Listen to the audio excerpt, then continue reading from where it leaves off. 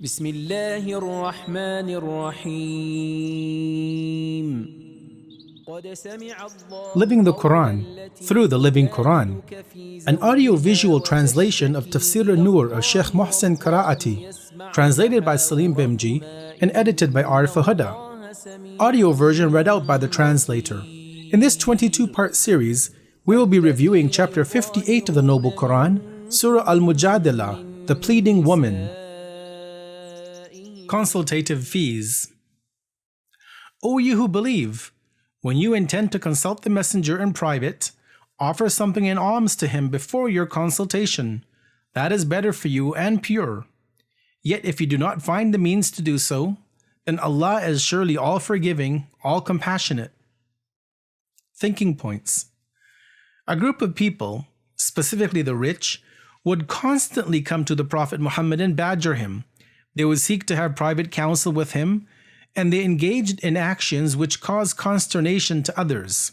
They also sought to curry favor with the Prophet and tried to seek an unfound level of immediacy with him.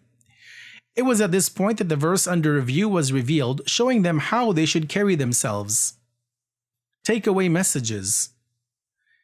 1. Faith, Iman, is something which brings responsibilities which the believer needs to implement. 2. Charity, sadaqah, needs to be given before one begins a task. 3. The teacher is permitted, according to Islamic teachings, to set a price for his services, whether he receives it directly or he transfers it to others. 4. The amount of charity, as seen in this verse, was not a determined amount, as this is something which every person should decide on their own. 5. Every means must be used to alleviate poverty.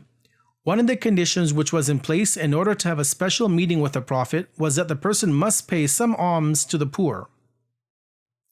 6.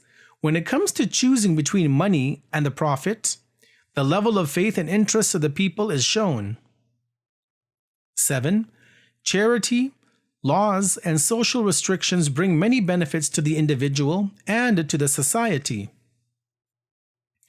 8. Dependence on the transient world is filth, while detaching oneself from it is purity. 9.